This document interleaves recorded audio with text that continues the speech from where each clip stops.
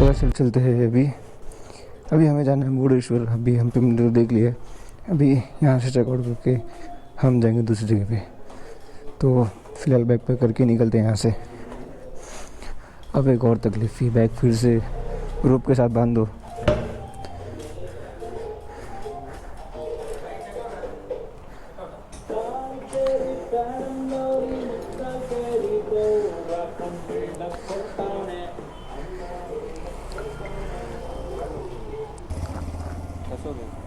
यहाँ से हमने चेकआउट कर लिए वेंकटेश्वरम होटल, वेंकटेश्वरम लॉजिंग। यहाँ के नाम एकदम अच्छे अच्छे, ज़रा रूटेबल से। अब यहाँ से निकल के अभी हमें जाना है मुरुडेश्वर। ये है कुछ अप्रॉक्सीमेटली 396 किलोमीटर, नहीं 377 किलोमीटर से यहाँ से। तो हम अभी निकले 10 बजे, तो हम शाम को मिलेंगे कुछ। और ये जो अन्ना है, इन्होंने हमें बहुत हेल्प की है, बहुत हेल्प की इन्होंने हमें बहुत हेल्प किया है। वो जो अन्ना थे उन्होंने हमें बहुत हेल्प किया है रूट को लेकर और गाइडेंस को लेकर। उन्होंने कहा कि आप यहाँ से जाइए, ये रास्ते से आइए, ये गांव का रास्ता है, यहाँ स्पीड ब्रेकर आता है, ये एकदम फास्टेस्ट रूट है। तो उन्होंने हमें बहुत हेल्प किया है। लेकिन एक सेकंड,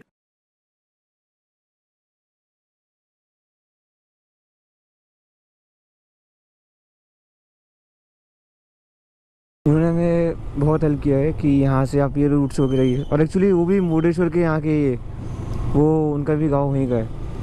तो उन्होंने हमें बहुत गाइडेंस दिया कि आप ये टाइम पे यहाँ से निकलिए आपको। और खाने फूड के रिगार्डिंग उन्होंने कहा कि फूड भी यहाँ पे अच्छा मिलेगा आपको हुबली में, क्योंकि हमें बीच में हुबली पड़ेगा। हुबली से होके हमें रास्ते जाना है। एक्चुअली बीच में एक दूसरा रास्ता भी था, बट एक हुबली से होके हमें एक फास्टेस्ट रूट मिला। उसमें ज़रा 10 किलोमीटर का एक्स्ट्रा था, बट फास्टेस्ट रूट, आधे घंटे का फ़र्क था। 10 किलोमीटर एक्स्ट्रा होकर भी वो टाइम कम ले रहा था। तो हमने वो ऑप्शन प्रेफर किया कि हम वहाँ से आएंगे। तो लेट्स सी कब तक पहुँचेंगे। अभी हम तो प्रॉपर एग्जैक्ट 10 बजे निकले हैं यहाँ से। सो लेट्स सी गाइस कितना टाइम लगेगा। एक्चुअली मैप में तो हमें 7 घंटे का रास्ता बता रहा है टोटल, बट हम 1 घंटे का तो ब्रेक लेंगे। जैसे कि नाश्ता करने का हो गया, चाय पीने का हो गया, फिर दोपहर को खाना खाने का, फिर शाम को एक बार चाय पीने का ब्रेक। क्योंकि 7 घंटा कंटिन्यू बाइक चला लेंगे, ऐसा कुछ नहीं। बट ये बाइक लॉन्ग राइड के लिए नहीं बनी, ये स्पीड के लिए बनी, ट्रैक रेसिंग बाइक है। सो फिर भी हम इस पर लॉन्ग ड्राइव और लॉन्ग टूर पे लेके जा रहे हैं इस बाइक को। NS रहती तो हम भगा के लेके जा रहे स्पीड से एकदम। इस पर भी जा रहे, बट सीन ऐसा है कि इस पर स्पीड पे करके से बहुत स्लो जाना पड़ रहा है, देख के जाना पड़ रहा है। एक्चुअल वेट जो V3 का है, पूरे बाइक का जो वेट है 155 kg या 153 kg का है।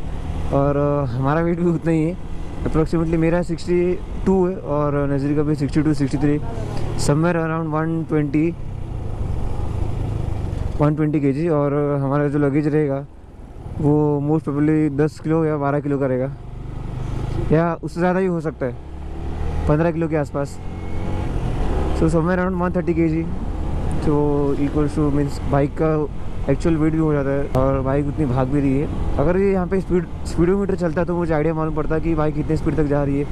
और हाँ, एक चीज़ अच्छी है इसमें कि बाइक एक भी जगह पे विंड की वजह से अनस्टेबल नहीं हुई।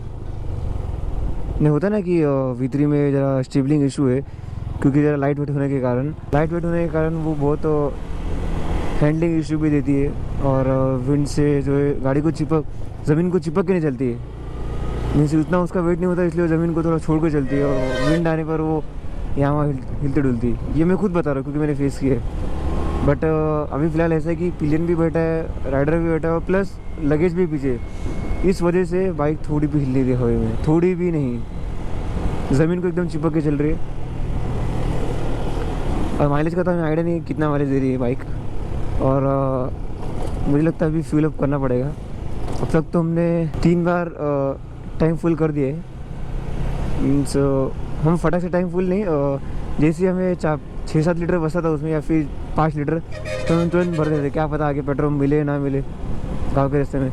सो इसलिए हम देसी ये जो ब्लिंक करता है 3, ऊपर का जो 3 स्लैब खत्म हो जाते तो हम लोग फटाक से फिलअप कर देते थे, और जो 3 या 4 स्लैब बचे रहते तो हम फिर से फिलअप कर देते थे। तो समवेयर अराउंड ये हमारा 600-700 का पेट्रोल हर जब भी हम फिल करते उतना आता है। तो अभी भी मैं फिल करूँगा तो पूरा 1000 रुपीज़ का पेट्रोल नहीं जाएगा, इसमें सिर्फ 700 के अक्रॉस जाएगा पेट्रोल बस। और हमारा टोटल जो किलोमीटर है, ये टोटल हम लोगों ने प्लान किया था वो है अप्रॉक्सीमेटली 2000 किलोमीटर पूरी ट्रिप का, मुंबई टू पूरा घूम के फिर रिटर्न मुंबई तक पूरा 2000 किलोमीटर का ट्रिप है। और 40 के माइलेज के हिसाब से ये हमें 5000 का पेट्रोल डालना पड़ेगा, 5000 का पेट्रोल डालना पड़ेगा।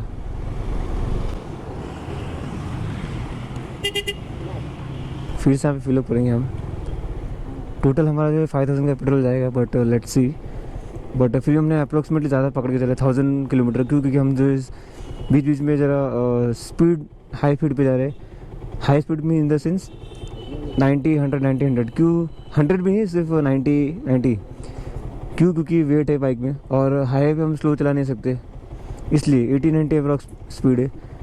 तो उस पर आई गेस अगर VVA एक्टिव होगा तो शायद हमें उतना माइलेज ना मिले।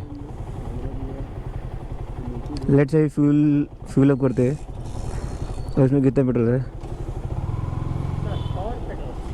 Normal नड़ी power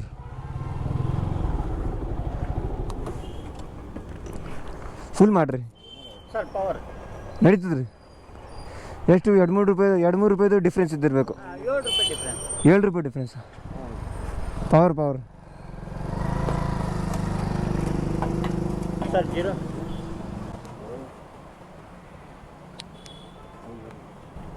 YouTube sir. Yes YouTuber.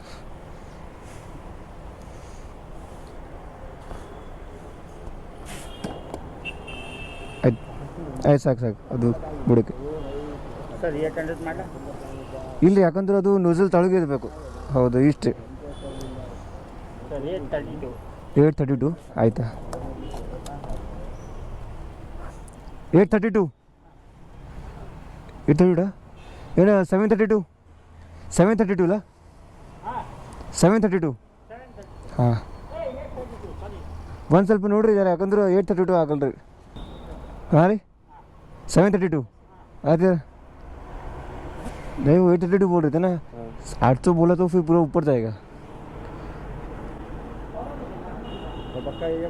हाँ उसने बोला पूरा 800 भरने के लिए. हाँ भरते हाँ आया था पेमेंट 732. थैंक्स.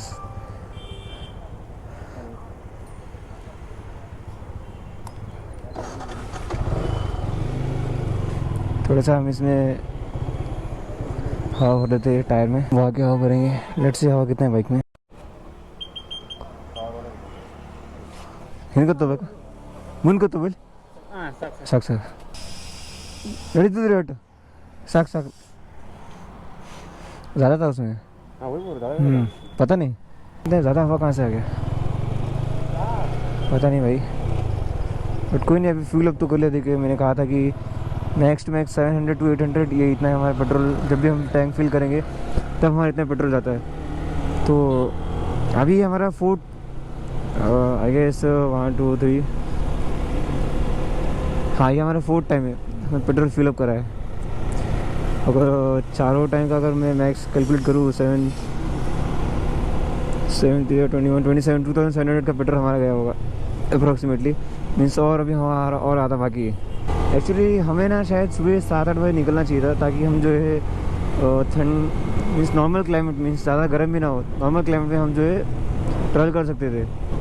बट सीन ऐसा रहा कि सुबह उतना ज़्यादा प्रॉब्लम होगा. क्योंकि हम जो है रात को भी ट्रैवल करके थक गए थे, और हम भी जो हमने एक्सप्लोर किया था उसमें हम काफ़ी कुछ थक गए थे.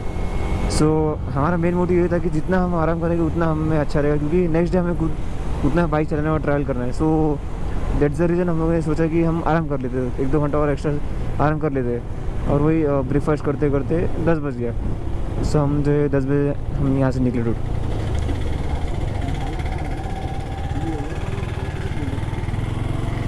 सात घंटे का रास्ता है. Let's see can we cover or not. But ये जगह भाई मतलब एकदम ठंडा क्लाइमेट है और दोपहर को उतना ही बेकार गर्मी। और एक चीज़ अच्छा है कि यहाँ पे झाड़ बहुत सारे हैं, इसलिए यहाँ पे ठंडी बहुत है। मीन्स झाड़ के कारण क्लाइमेट जो है ठंडा रहता है। सो गाइस हमने अभी हॉस्पिट क्रॉस कर लिया है। हॉस्पिट होने के बाद अभी हमें जाना है नेशनल हाईवे पकड़ के मुरुडेश्वर। सो अभी ये हाईवे आई गेस ये हाईवे बहुत बड़ा हो, मीन्स पूरा जो है हाईवे का रास्ता हो, क्योंकि अगर लंबा रास्ता हमें गांव साइड से होकर जाना पड़े तो हमें बहुत डिफ़िकल्ट होगा। और हाईवे होगा तो कैसा, हम एक स्पीड पे रिदम पे चलेंगे तो फिर स्पीड ब्रेकर का टेंशन ना होगा और हम फटाफट जो है जर्नी क्लियर कर लेंगे। और अप्रॉक्सीमेट टाइम जो है 7 आवर्स का है, बट लेट्स सी कि मतलब हम दिन के उजाले में ही जो है वहाँ पहुँच जाएंगे हम आराम से। 1-1 घंटा टाइम पास करके हम पहुँच जाएंगे तो बहुत सही होगा। इतने अच्छे हाईवे के बीच में ये ख़राब रोड। 10:30 बज गए, धूप आना शुरू हो गई है। शाम तक जो है हमें सिर्फ बाइक राइड ही करना है। यहाँ का एक चीज़ अच्छा है गाइस कि जो नेशनल हाईवे होते हैं एकदम क्लीन होते हैं, एकदम क्लीन और एकदम साफ। और भाई ये नए नए रोड पे नई नई जगह एक्सप्लोर करना भाई क्या ही मज़ा आता होगा। अभी तो और आगे बाकी है कि हमें और गोवा से होके कोकण से होके भी जाना है, तो वो भी हम देख लेंगे, कुछ नया देखने मिलेगा हमें। कोप्पल, हुबली, बीजापुर, बट हमें तो हुबली से होते हुए जाना है। अभी रास्ते में हमें शायद 2 ही टोल लगेंगे। एक हुबली का चेक पोस्ट, वहाँ पे हमें एक टोल लगेगा, और एक हुंगनाबाद किया कोप्पल हुबली। एक्चुअली कोप्पल में कोप्पलेश्वर मठ है जहाँ पे हम रुक सकते थे, जहाँ पे एक्चुअली ये मठ है जहाँ पे हमें रहने की सुविधा एक ट्रस्ट की तरफ से होता है। वहाँ पे से 100 रुपीज़ में आप रह सकते हो और आपको खाना भी यहाँ फ्री मिलेगा। बट वो हमें हॉस्पिटल और हम्पी से बहुत दूर मिलता था, तो इसलिए हमने वो डिसाइड नहीं किया।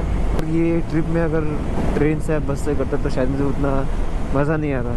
मुझे सिर्फ स्पॉट का मज़ा आता, जहाँ मैं जो लोकेशन पे जाऊँगा, जो टूरिस्ट अट्रैक्शन का मुझे सिर्फ मज़ा आता था। बट अगर ये रोड ट्रिप इसलिए अच्छा है कि मुझे कुछ एक्स्ट्रा, कुछ नया देखने मिलेगा, कुछ नया एक्सप्लोर करने मिलेगा। National highway authority of India.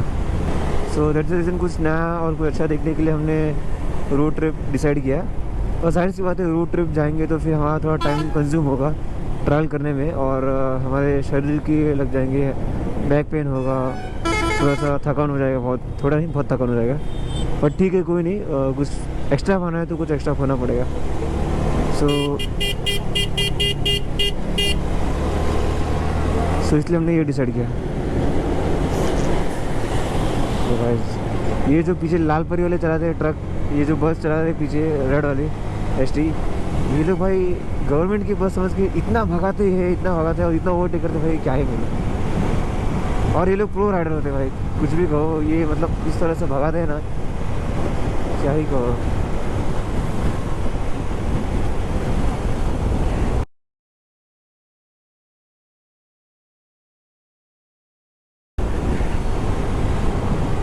Road neat and clean होना चाहिए इस तरह से, तो हम जो है एकदम स्मूथली जो है रास्ता कवर कर पाएंगे। और भाई क्या क्लाइमेट है। Koppal, we need to go Hubli which is 123 kilometres. So 120 kilometre continue मैं चलाऊँगा अभी, जो एक्चुअली तो 123 नहीं 152 किलोमीटर है हॉस्पिटल से। तो हॉस्पिटल से वही चलाते आ रहा हूँ। तो हॉस्पिटल से लेके हुबली तक 150 किलोमीटर कंटिन्यू राइड करना है मुझे अभी। उसके बाद मैं हैंड ओवर करूँगा नज़ीर को, वो जो है आगे कंटिन्यू करेगा। बट अगर हाईवे सिर्फ ऐसी प्लेन हाईवे मिल जाए तो भाई मतलब फटाफट हम पहुँच जाए। और हम इतना भगा भी नहीं रहे कि मतलब रिस्क लेके भी नहीं भगा रहे हम, क्योंकि हमें लंबा रास्ता ट्रैवल करना है, इसलिए हम जो नॉर्मल कॉन्स्टेंट स्पीड पे जा रहे हैं। अप्रॉक्सीमेटली हमारा स्पीड जो होगा, मैंने बोल के 85 से 90 के बीच में ही होगा। और गियर में टॉप गियर पे क्यों रख रहा हूँ, 6 गियर पे, क्योंकि माइलेज जो है हमें अच्छा मिलेगा। Because high is the gear and low is the speed is equal to high is the mileage. अगर आपका RPM ज़्यादा है और गियर भी ज़्यादा होगा तो आपको इतना स्पीड नहीं मिलेगा, बट आपका RPM कम होगा और गियर आपका ज़्यादा होगा तो फिर भाई थोड़ा आपको माइलेज मिल सकता है। बट अदर हैंड इसका कॉन्स भी है ये कि चेन लूज़ होने के ज़्यादा चांस है। सीधी सी बात है, अगर every action is equal opposite reaction, because अगर हम इसे हाई स्पीड पे नहीं कम स्पीड पे चलाएंगे और हाई गियर में तो शायद कहीं ना कहीं हमें ये चेन जो है हल्का सा लूज़ पड़ सकता है हर 150 किलोमीटर में, और ये होना ही है।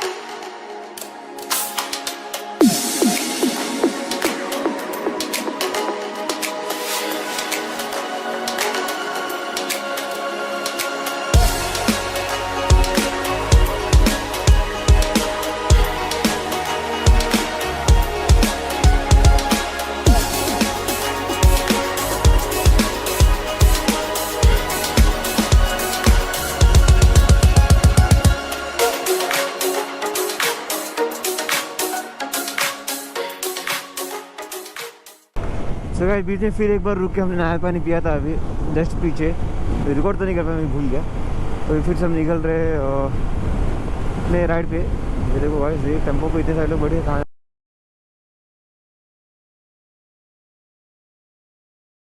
अरे बाप रे, काफ़ी बढ़िया जगह है। ये जो स्काई है देख, ऐसा लग रहा है वो उनको वहाँ सेट कर दिया है, इतने नॉर्मल तरीके से वो एकदम सेट हो गए वहाँ पे भाई, मतलब क्या ही कहो, बहुत प्यारा लग रहा है, बहुत प्यारा लग रहा है। एक्चुअली मैं फर्स्ट टाइम आया हूँ इतने लंबे रास्ते पे, और फर्स्ट टाइम जो नया चीज़ एक्सप्लोर कर रहा हूँ, इसलिए मेरे मुंह से सिर्फ तारीफ निकल रही है इस जगह को लेकर, और काबिल तारीफ है एक्चुअली। ये इतना अच्छा रास्ता है और इतना क्लीन रोड मुंबई में तो बहुत कम देखने मिलेंगे, इसलिए मेरे लिए शॉकिंग ही है। और ये स्काई भाई, मतलब क्या ही कहे।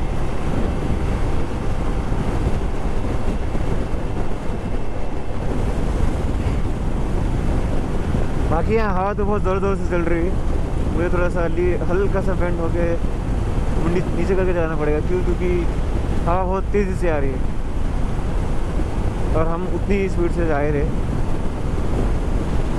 स्पीड हमारा उतना नहीं, स्पीड हमारे अप्रोक्सीमेटली 85-90 बस। मैक्स अगर 100 भी क्रॉस करता तो हमें मालूम पड़ता है, बट 100 तक तो नहीं जाएगा शायद से।